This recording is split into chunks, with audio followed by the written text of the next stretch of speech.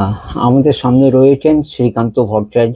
শ্রীকান্ত ভট্টাচার্য যদি বলা যায় একটা ফ্যামিলি নেম, ভট্টাচার্য ফ্যামিলি একটা নেম। কমল দা সবাই জানে, পুষ্পেন দা, কমল দা এবং অজয় বসু, এবং কমল দার ছেলে শ্রীকান্ত ভট্টাচার্য, তিনিও কমেন্ট্রিতে এসেছেন। আপনার বাবা সম্পর্কে বলুন আগে।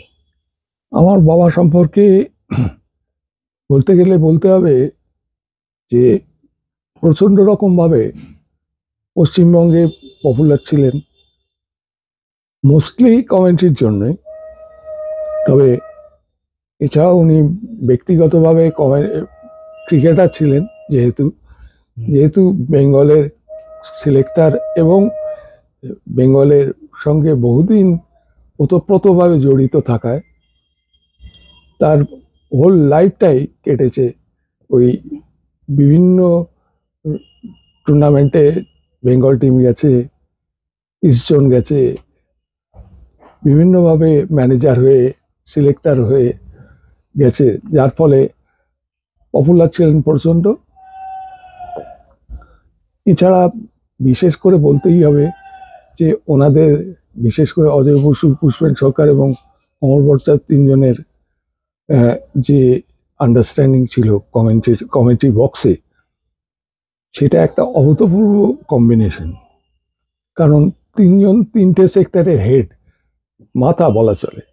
কমল ভট্টাচার্য টেকনিক্যালি প্রচণ্ড ভালো ছিলেন। অজয় বসু টেকনিক্যালি যতটা না, সাহিত্যের ব্যাপারে প্রচণ্ড অগ্রগতি ছিলেন। তার কারণ আপনারা জানেন, যুগান্তর অমৃতবাজারে অজয় বসু বহুদিন মানে তার কর্মজীবনে যুক্ত ছিলেন। সুতরাং খুবই ভালো রকম একটা আন্ডারস্ট্যান্ডিং ছিল। এবং বিশেষ করে অজয় বসুর বাচনভঙ্গি এবং যে ডেসক্রিপশন, মাঠের ডেসক্রিপশন, সেগুলো প্রচণ্ড ভালো ছিল। এবং সবথেকে বড় কথা হচ্ছে যে যেহেতু অজয় বসু ডেসক্রিপটিভ ছিলেন, সেহেতু সবসময় কমেন্ট্রিতে অজয় বসু মাইক ওপেন করতেন। তারপরে যখনই টেকনিক্যাল ব্যাপার আসতো, কমল ভট্টাচার্য চলে আসতো। এবং এরপরে যদি কোনো রকমভাবে কোনো ডিটেলস লাগে, বিশেষ করে ওই স্কোর বোর্ডের ব্যাপারে, যে কোনো অমুক সালে কী হয়েছিল, এইসব প্রসঙ্গে এলেই পুষ্পেন সরকারের কাছে চলে যেত। পুষ্পেন সরকার ছিলেন আনন্দবাজার সঙ্গে যুক্ত ছিলেন। ন্যাচারালি পুষ্পেন সরকারের কাছে হাতে গরম ওই ইয়েগুলো ছিল, তথ্যগুলো ছিল, যার ফলে এক একজন এক এক দিকে যেহেতু টপ ছিলেন, সেহেতু তিনজনের মধ্যে প্রচণ্ড ভালো আন্ডারস্ট্যান্ডিং ছিল। আর আপনার কোনোদিন সৌভাগ্য হয়েছে যে আপনি বুঝে গিয়েছেন, তিনজনকে একসঙ্গে পেয়েছেন ছোটবেলায়? অজয় বসু, কমল ভট্টাচার্য এবং পুষ্পেন সরকার, হ্যাঁ, এরা তিনজনেই আমার কমেন্ট্রির সময় বুথে ছিলেন। মাঝে অজয় বসুর সঙ্গে তো প্রায়ই আমি কমেন্ট্রি করেছি। কমল ভট্টাচার্য তখন রিটায়ার্ড, অলমোস্ট রিটায়ার্ড। সামটাইমস এমন হয়েছে যে এক্সপার্ট হিসেবে কমল ভট্টাচার্য এসেছেন, আমি সেই বুথে ছিলাম। আর পুষ্পেন সরকারও ছিল। পুষ্পেন সরকার এবং অজয় বসু দুজনের সঙ্গে কমেন্ট্রি করেছি আমি। প্রথম যদি বলা যায় কমেন্ট্রি অভিষেক, মানে ডেবিউ বলা যায়, অল ইন্ডিয়া রেডিওতে কিভাবে শুরু করলেন? রেডিওতে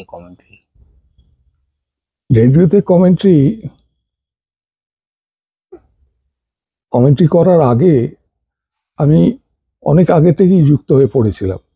যেহেতু কমল ভট্টাচার্য খুব যাতায়াত করতেন অল ইন্ডিয়া রেডিওতে, যার ফলে কমল ভট্টাচার্য এবং অজয় বসুকে ওনাদের স্টেশন ডিরেক্টর প্রতি মুহূর্তেই ডেকে পাঠাতেন।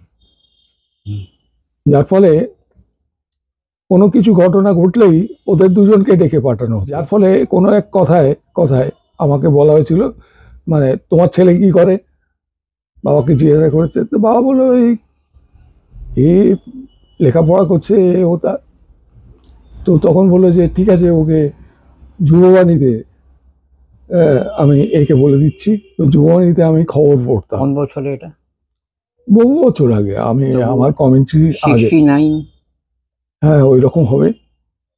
68, 60 দশকে। হুম আপনি তো খেলাধুলাও করতেন, আপনিও তো ক্রিকেটার ছিলেন। হুম হ্যাঁ, কোথায় খেলতেন আপনি? আমি মোস্টলি সেকেন্ড ডিভিশন, হুম। হ্যাঁ, এরিয়ান্সেও খেলেছি 1 বছর। তবে খুব বড় কিছু নাম করা ক্রিকেটার ছিলাম না। তবে সেই সুবাদে আপনার কমেন্ট্রিতে সুবিধা হয়েছে। যথেষ্ট সুবিধা হয়েছে, অনেকেই আছে আমার কে টাইমে। কে ছিল আপনার সময়কার? আমার সময়কার আমার সঙ্গে ছিলেন প্রদীপ রায়, প্রদীপ রয়, রতিন মিত্র, রতিন মিত্র, হুম, হুম। এবং নীলিমেশ রায়চৌধুরী। তবে আপনি সিনিয়র মোস্ট, এদের হুম। থেকে অনেক সিনিয়র মোস্ট। হুম। তখন কিরকম পরিবেশ ছিল ইডেন গার্ডেন্সে?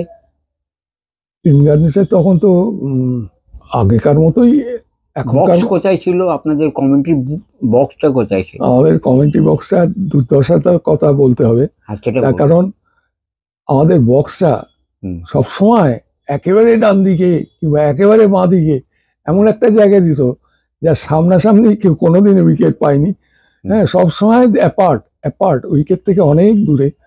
হ্যাঁ, যার ফলে একে তো দূরত্ব, তাই আবার ওই অত বাঁদিকে কিংবা ডান দিকে এই অবস্থায় ওখান থেকে প্লেয়ারদের লোকেট করা, হ্যাঁ, ফিল্ডিং লোকেট করা, কে কোথায় দাঁড়িয়ে আছে লোকেট করা, এসবগুলো খুব কষ্টকর ছিল। কিন্তু তার মধ্যে আমাদের 3 দিন লাগতো, 3-4 দিন লাগতো প্র্যাকটিসে সময় দিতে, যেখানে আমরা প্লেয়ারকে চিনতাম। মানে ভিতরে ঢোকার অনুমতি দিত সিএবি তখন? না, দিত না। না, আমরা ওই জেনারেল সাধারণ মানুষ যেভাবে বাইরে থেকে খেলোয়াড় দেখে, সেইভাবে আমরা ওদের প্র্যাকটিস দেখতাম এবং লোকেট করতাম যে কে কোন প্লেয়ারটা কিরকম দেখতে, এবং তাকে কোথায় কিভাবে ফিল্ডিং এ রাখা হচ্ছে। এই সমস্ত খুবই কষ্টকর ছিল। ন্যাচারালি এই অবস্থায় কমেন্ট্রি করা খুব কষ্টকর তখন, কিন্তু তা সত্ত্বেও আমরা করেছি এবং আনন্দ পেয়েছি, প্রশংসা পেয়েছি, প্রচন্ডভাবে প্রশংসা পেয়েছি। তার এরকম হয়েছে কি আপনি মানে রেডিওতে গেলেন, আপনার নামে একটা চিঠি এলো, খুব ভালো কমেন্ট্রি হয়েছে, রেডিও অফিসারের বললেন? এই সমস্ত ঘটনা কাগজেই বেরিয়ে যেত। হ্যাঁ, তখনকার দিনে কমেন্ট্রির ওপরে কাগজে লেখাটা প্রচুর বেরোতো, যার জন্য না, বেশিরভাগ সময়ই এগেনস্টে, এই ফরেই এসছে।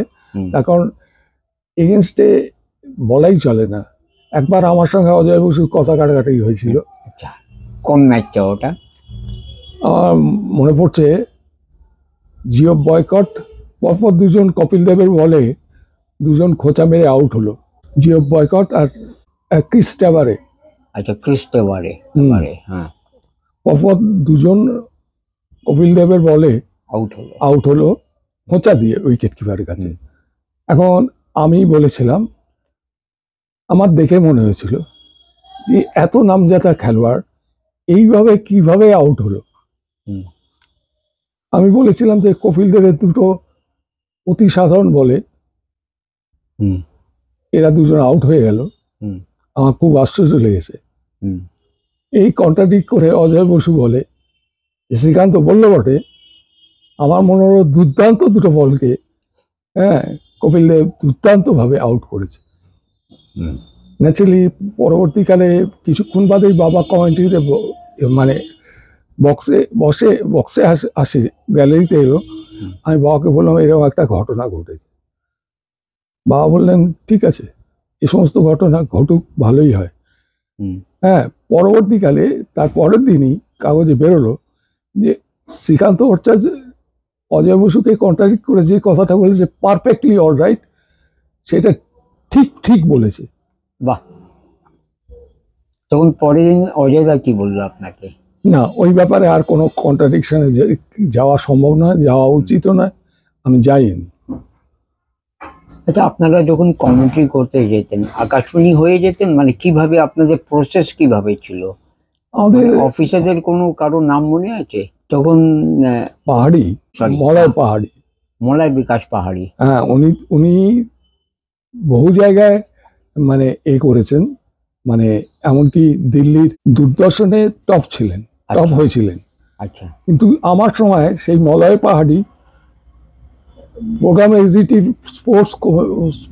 প্রোগ্রাম এক্সিকিউটিভ হয়ে এসেছিলেন। হ্যাঁ, এবং উনি আহ, এসে দেখেন যে দুটো ক্যাসেট পড়ে আছে, কমেন্ট্রির ক্যাসেট, হুম, যেগুলো অডিশন হয়নি। অডিশন হয়নি বা কিছু সামথিং লাইক দ্যাট। হ্যাঁ। তার মধ্যে আমার নাম ছিল। তো উনি কি করলেন, ওই ক্যাসেটটা শুনলেন? উনি শুনলেন এবং পরবর্তীকালে আমাকে এবং ওকেও, দুজনকেই চান্স দিলেন, একদিন না দুদিন করে।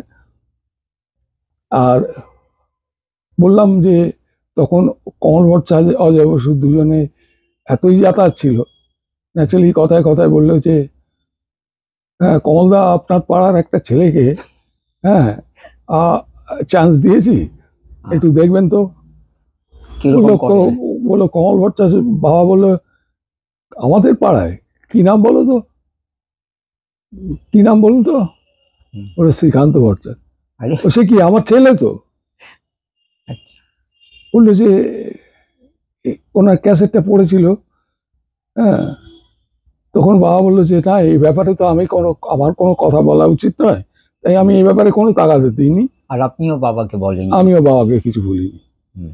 সেই থেকে ওটা পড়েছিল এবং ওইভাবেই অটোমেটিক চলে আসে, এবং তারপর আমি চান্স পাই এবং তারপর যা হওয়ার হয়েছে। প্রথম আপনার কমেন্ট্রি বুথে ঢোকার তখন মানে একটা টেনশন, বাবার জায়গাটা আপনি যাচ্ছেন, প্রথম ম্যাচ আপনার কোন রঞ্জি ম্যাচ? হ্যাঁ, Ranji match, right, Ranji match ছিল। রঞ্জি ম্যাচ ছিল। হুম। এবং তার আগে প্রচুর রিহার্সাল করেছি, মানে আমার টেপ রেকর্ডার ছিল ছোট, হুম। সেই টেপ রেকর্ডারে দেশবন্ধু পার্কের মাঠে নিয়ে গিয়ে হুম। হ্যাঁ আমি ওই ডামি কমেন্ট্রি করতাম। ডামি, আচ্ছা। ন্যাচারালি ডামি কমেন্ট্রি করে করে আমি অভ্যস্ত হয়ে গিয়েছিলাম। হুম। বাবার কাছ থেকে কোনোদিন টিপস পেয়েছেন, কিংবা উনি আপনাকে বলেছেন এভাবে করো, এইটা ঠিক নেই, এরকম কোনোদিন? না, অ্যাকচুয়ালি বাবা যে সময় কমেন্ট্রি ছাড়লেন তারপরে তো আমি ঢুকলাম, হুম। ন্যাচারালি সেই সব সুযোগ খুব একটা হয়নি। হুম। তবে বাবা সবসময় আমাকে গাইড করার চেষ্টা করেছেন হুম। এবং যার পর নাই সাকসেসফুল হয়েছে। যেটা আপনি ক্যাসেট দিলেন, সেটা কিভাবে আপনি জানতে পারলেন কি কমেন্ট্রির জন্য ক্যাসেট দিতে হয়? রেডিওতে কি কোনো অ্যানাউন্সমেন্ট হয়েছিল? না না না, এটা কিভাবে? এটা আমাকে স্টুডিও ডেকে পাঠানো হয়েছিল। তখন আমাদের যুববাণীতে বিভাস বোস। বিভাস বোস, রাইট, হ্যাঁ, বিভাস বসও মানে আপনার বিভাস বোস আর আশিস রে। কবিতা সিনহা, হ্যাঁ, হ্যাঁ, ঠিক আছে। এরা দুজন যুববাণীটা দেখতো। আচ্ছা, এরাই তখন আপনি অলরেডি তো যুববাণী করছেন। হ্যাঁ, আচ্ছা, ঠিক আছে। এবং তখন আমাকে বলা হয় যে তুমি একটা, যেহেতু স্টেশন একটা বলেছে, ওখানে বলা হলো যে তুমি একটা দামি কমেন্ট্রি করে যাও তো। হ্যাঁ, ক্যাসেটের কাগজে লিখে পজিশন গুলো লিখে, হুম, হ্যাঁ বিভাস বোস বললেন। হ্যাঁ তুমি একটা কমেন্ট্রি করো। হুম। তো আমি কাগজে লিখে ওইভাবে করে একটা কমেন্ট্রি করলাম। হুম। সেই ক্যাসেটটা রয়ে গিয়েছিল। সেইটা হঠাৎ মিস্টার পাহাড়ি পেয়েছেন পরে। পেয়ে তারপরে এই তার ব্যাপারটা, মানে আপনি যখন জমা দিয়েছেন তখন অন্য প্রোগ্রাম অফিসার ছিল, এক্সিকিউটিভ ছিল, হ্যাঁ পাহাড়িদা এসে এই দুটো খুঁজে পেয়েছে। হুম। আপনাকে আমরা মানে কমেন্টেটর হিসাবে দেখতে পারতাম না না, যদি মলয় বিকাশ পাহাড়ি আপনাকে ক্যাসেটটা না খুঁজে পেত। হুম, মানে ওই কমেন্ট্রি বুথে কিভাবে আপনারা বসতেন? মানে বেঙ্গলি ইংলিশ একসঙ্গে হতো, হিন্দি হতো, মানে কিভাবে ছিল মানে কম্বিনেশনটা? না, সবসময় তখনকার দিনে বাংলা এবং ইংরেজি আলাদা হতো। আচ্ছা, মানে একটা বুথ বেঙ্গলি, একটা বুথ ইংরেজি। ইংরেজি। এবার বেঙ্গলি বুথ যখন টেস্ট ম্যাচ হচ্ছে কজন থাকতো তাহলে কমেন্টেটর? 3 জন, সম্ভবত বেশিরভাগ সময় 3 জন, সামটাইমস 4 জন। আচ্ছা, হাফ টাইমে মানে একজন এক্সপার্ট চলে আসতো। হুম। তো আপনারা যে তিনজন থাকতেন তাহলে কিভাবে আপনাদের মানে স্পেল আসতো, মানে দুটো ওভার তুমি করবে, দুটো আমি করব, না ওই রকম না, 10 মিনিট কি 15 মিনিট এইরকম। সময়টা বেঁধে দিতেন, হ্যাঁ। অফিসার ওখানে থাকতেন, হুম। ইঞ্জিনিয়াররা হ্যাঁ থাকতেন। রাইট। তো বুথে ঢোকার আগে মানে কমেন্ট্রি বুথে যাবার আগে এডেন গার্ডেন্স আপনি শুধু ক্রিকেট করেছেন? আপনি তো ফুটবলও করেছেন। না আমি ফুটবল করিনি। ও করেননি আপনি ফুটবল?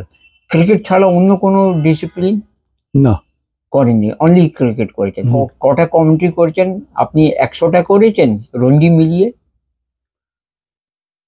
সব মিলিয়ে 100টা বলতে পারবো না, তবে প্রায় কাছাকাছি যাবে। আপনারা আগে রেডিও স্টেশনে যেতেন, সেখানে কোনো পরিচয় পত্র পাওয়া যেত আপনাদের ঢোকার? না, মোটামুটি মুখ চেনা হয়ে হয়ে গিয়েছিল। না, এখানে এডেন গার্ডেন্সে ঢোকার সময়? হ্যাঁ, ওখানে তো অবশ্যই পরিচয়পত্র দিতেই হতো। হুম। অল ইন্ডিয়া রেডিওই ব্যবস্থা করে না, দিত। আপনাদের কোনো কার্ড ছিল? কার্ড দেওয়া হতো, হুম। টিকিটই দেওয়া হতো। ও, কমেন্টেটার্স একসঙ্গে আকাশবাণী থেকে বেরোতেন আপনারা? হ্যাঁ, সামটাইমস আকাশবাণী থেকে ডাইরেক্টলি বেরোতাম, হুম। সামটাইমস ডাইরেক্টলি চলে যেতাম। আচ্ছা। তো আপনাদের অফিসার কি বলতো, মানে খেলা শুরু 9টার সময় যদি হয় তাহলে কি বলতেন ওনারা? কটার মধ্যে আসতে হবে, কতক্ষণ আগে আসতে হবে? না, মোটামুটি 10টার আগে খেলা আরম্ভ হতো না। আচ্ছা। হ্যাঁ, তো তার আগে 9টা ফটায় চলে যেতাম, হুম। এবং তারপর ওখান থেকে বেরিয়ে 9:30টার মধ্যে ঢুকে যেতাম। আপনার সময় কে কে ছিল কমেন্টেটর নাম করা? আপনার মানে ওই যদি আগে জেনারেশন যদি ছেড়ে দিই, পুষ্পেন দা, আপনার বাবা, অজয় দা, তারপরে আপনি বললেন জুনিয়র মধ্যে প্রদীপ দা এসছেন, আশিস রে এসছিলেন, আশিসে উনি রাজু। ইংরেজিতে করতেন। হ্যাঁ। সুব্রত কুমার কোনোদিন করেননি, তিনি হকিতে ছিলেন। হুম। জসদেব সিং আসতেন হিন্দিতে, হুম। ওনার সঙ্গে দেখা হয়েছে? না, উনি করতেন তো হিন্দিতে এডেন গার্ডেন্সে, জসদেব।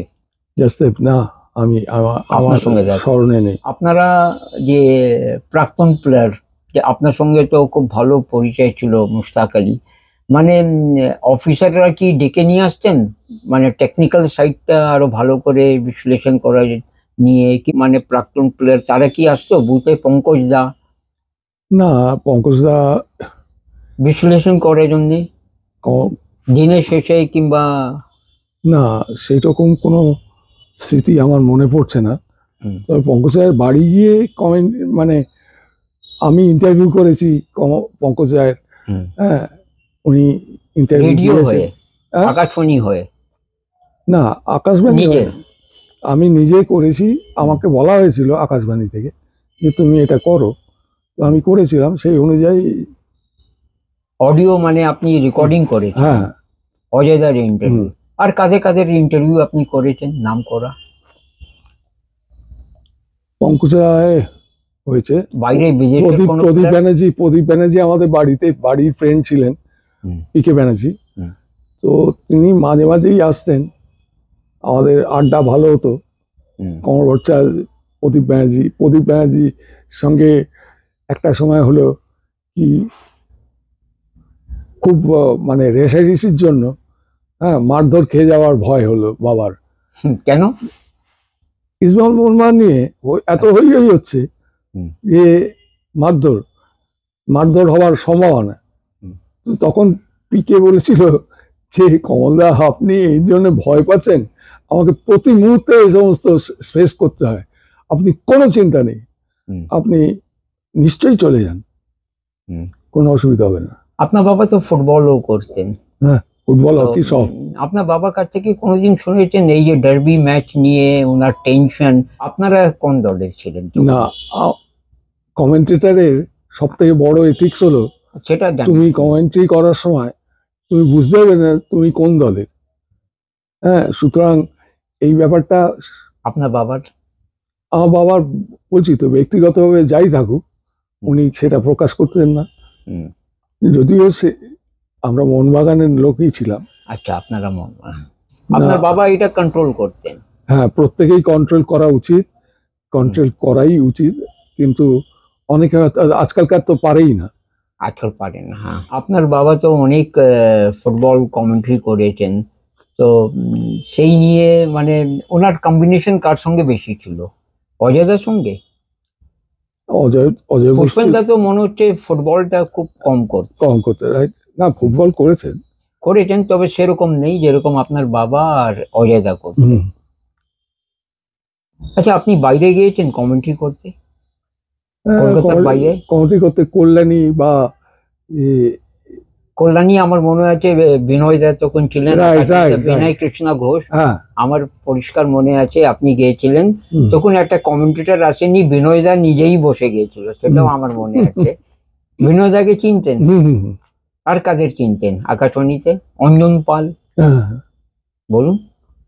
অঞ্জন পাল ছিলেন, ছিলেন। স্পোর্টসে ছিলেন অঞ্জন পাল। বিনয় দা ছিলেন। আগে যেরকম পরিবেশ ছিল বুথে, এখন তো অনেক উন্নতি হয়েছে। আপনার চোখের সামনে ভেসে উঠছে কটা রান, কটা চার, কটা হুম, ছয়। হুম। তখন আপনারা কি করতেন? আপনাদের না, মানে নিজের কিছু ক্যালকুলেশনে রাখতেন? না, আমার কাছে তো কিছু একটা খুব একটা থাকতো না। হুম। ওই কিছু অসীম বলে একটা ছেলে ছিল, ওই স্কোরের। স্ট্যাটিস্টিশিয়ান অসীম প্রচন্ড ভালো, কর্মকার, অসীম অসীম হরিপ্রসাদ। অসীম অসীম হরিপ্রসাদ ছিল। আমি যে কথা বলছিলাম, হ্যাঁ। যে হরিপ্রসাদ আর আমার দুটো ক্যাসেট দুটো পাওয়া গিয়েছিল। হরিপ্রসাদ ছিল আর আমারও ছিল। আচ্ছা। হরিপ্রসাদও চান্স পেল, আমিও চান্স পেলাম, একদিন দুদিন করে। ও, ওই যে তার মানে আপনি খুব লেটে শুরু করেছেন, খুব হ্যাঁ। দেরিতে শুরু করেছেন কমেন্ট্রি, হুম, মানে খুব আগে করতে পারতেন। হুম, আপনি বললেন আপনার বাবার সঙ্গে আপনি একই বুথে বসেছেন, হুম। তবে বাবা তখন কমেন্ট্রি করেননি, তিনি বিশেষজ্ঞ হিসাবে এসেছিলেন। কাদের কাদের সঙ্গে আপনি কমেন্ট্রি করেছেন? না, পুষ্পেন সরকার, অজয় বসু ছাড়া খুব একটা বাবার সঙ্গে করেননি? বাবার সঙ্গে কমেন্ট্রি করিনি, কিন্তু এমনি উনি এক্সপার্ট হিসাবে ছিলেন। তো আপনি কি সেভাবে টেকনিক্যাল প্রশ্নগুলো রাখতে পেরেছিলেন বাবার সামনে? একবার তর্ক হয়ে গিয়েছিল। আচ্ছা, বাবার সঙ্গে বলুন, এই মজাটার ঘটনা বলুন। না, এই ঘটনাটা আমার সঠিক মনে নেই, হ্যাঁ, তবে মনে হয়েছিল যে বাবা যেটা বলছেন সেটা সেটা ঠিক নয়। আমি বাবাকে প্রশ্ন করেছিলাম যে এটা আপনি যে বলছেন, তখন তো আবার আপনি বলতে হয়, বাবাকে হ্যাঁ, বাবা বলা সেটা তো যাবে না। commentary, হ্যাঁ। আপনি যেটা বলছেন তাতে তো এই দাঁড়ায়। আমার কিন্তু মনে হচ্ছে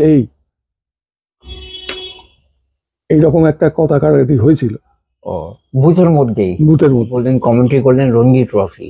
হুম। হ্যাঁ, তো এই রঞ্জি ট্রফিতে আপনি কত পেয়েছিলেন? চেক 50 টাকা, 100 টাকা, হ্যাঁ, ওই রকম কিরকম ছিল? ওই রকম শেষ পর্যন্ত 1000 টাকা উঠলো একটা সময়। হ্যাঁ। সেই সময় টাকা পেলে মনে হতো যে হ্যাঁ পেলাম। চেক পেতেন যে ক্যাশ পেতেন? চেক চেক চেক পেতেন। 1000 টাকা পেয়েছেন আপনি হুম। কমেন্টে। শেষ না, কত পেয়েছেন? হাজারটা আমার 5 দিনে 5000। 5 দিনে 5000। তো শেষ আপনি আবার এমন হয়েছে যে একদিন খেলা হলো না, ব্যাস একটা 1000 কমে গেল। ও, এখন যা হয় না। হ্যাঁ, এরকম হয় না। এরকম তখন কি মানে এরকম হয়েছে আপনার যে খেলা এডেনে কোনো স্মৃতি মনে আছে বিশেষ করে এডেন গার্ডেন্সে এখানকার যে ওই কোনো ম্যাচ যে আপনার না, ওই ওয়েস্ট ইন্ডিজের সঙ্গে ফ্ল্যাগ খুলে নেওয়া হলো, আগুন লাগিয়ে দেওয়া হলো, মাঠের 67? হ্যাঁ, মাঠে লোক ঢুকে গেল।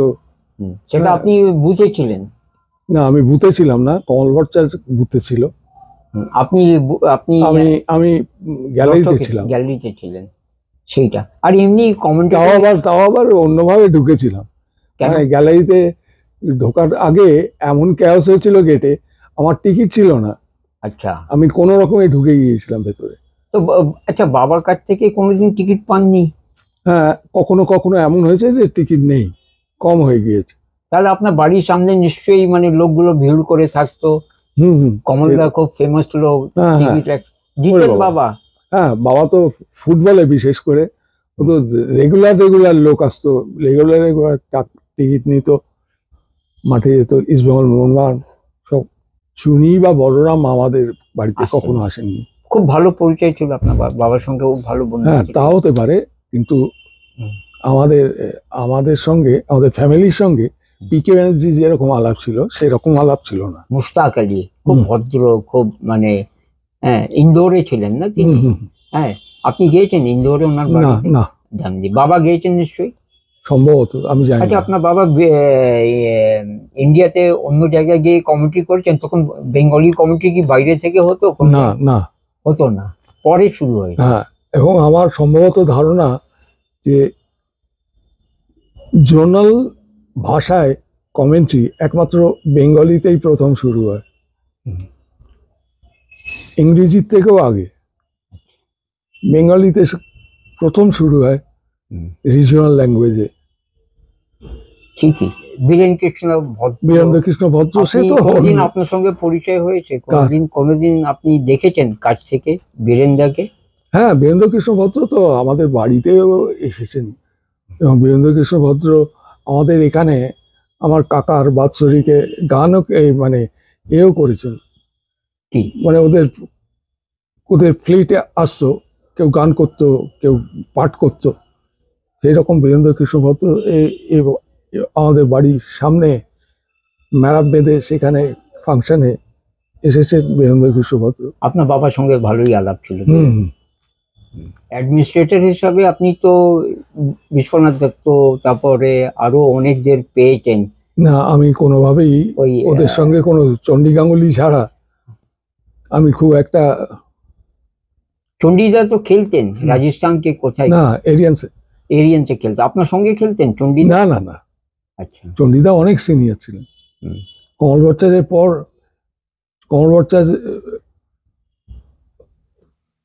সিএবি রিপ্রেজেন্ট করাটা বন্ধ করলো, চণ্ডী গাঙ্গুলি রিপ্রেজেন্ট করলো এরিয়ান্সকে। কমলদা কি কোনোদিন সিএবি কমিটিতে ছিলেন? CAB committee? হ্যাঁ, মানে এরিয়ান হয়ে কোনো কমিটি, মানে মেম্বারে ছিলেন সিএবি এক্সিকিউটিভ কমিটি কিংবা এতে? ও বাবা, আর সেটা বলুন। ও তো সিএবি। কমলদা? হ্যাঁ, কমল ভট্টাচার্য বেঙ্গলে, শুধু বেঙ্গলে নয়, ইস্ট জোনেও হ্যাঁ কমেন্ট সিলেক্টর ছিলেন,